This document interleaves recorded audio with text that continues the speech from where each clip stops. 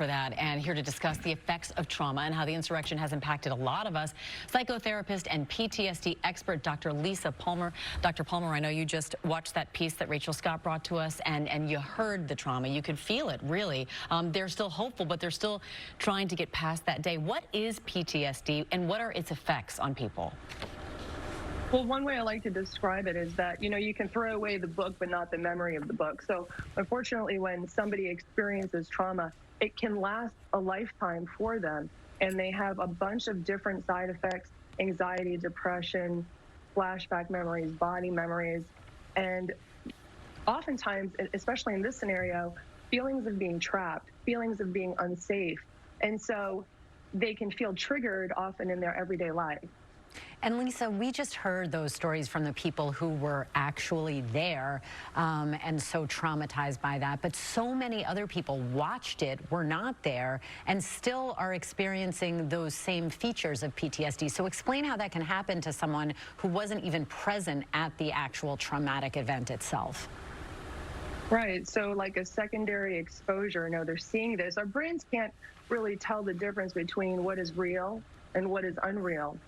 So when you're watching television and you're experiencing those emotions, that can be triggering something in you. And a lot of viewers also have their own trauma. Let's not forget that 7.5 million people suffer from PTSD. So when they're seeing something on television that's triggering an emotion in them, they may be thinking about their own trauma subconsciously, bringing up feelings of anxiety and fears, and that can affect their sleep and affect their life.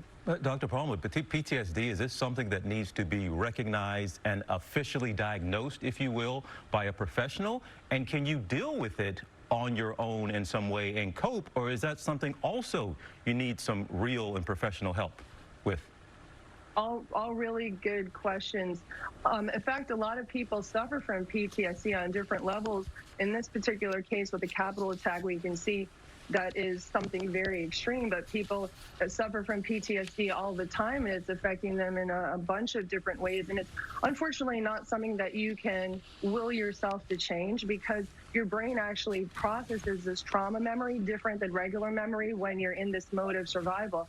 And unfortunately, people get sort of locked into the emotions of the trauma that's happening at that time. So they can be growing older and living different life experiences, but still their brain is pairing their current experiences with experiences of the past. So it makes it very difficult to change, but it's something that if you get the right therapeutic help for, you can actually change that and transform your life. What does that look like, therapeutic help?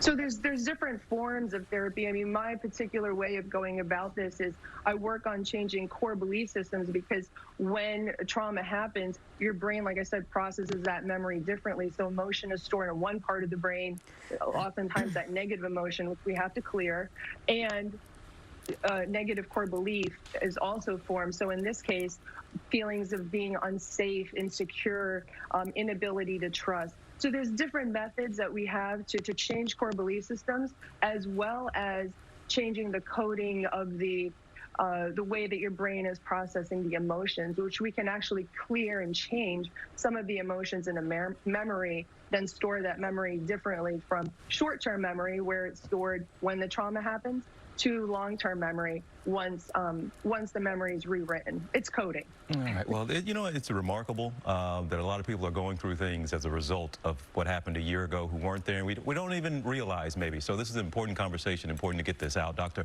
Lisa Palmer, thank you so much for your time and your help in bringing this to light.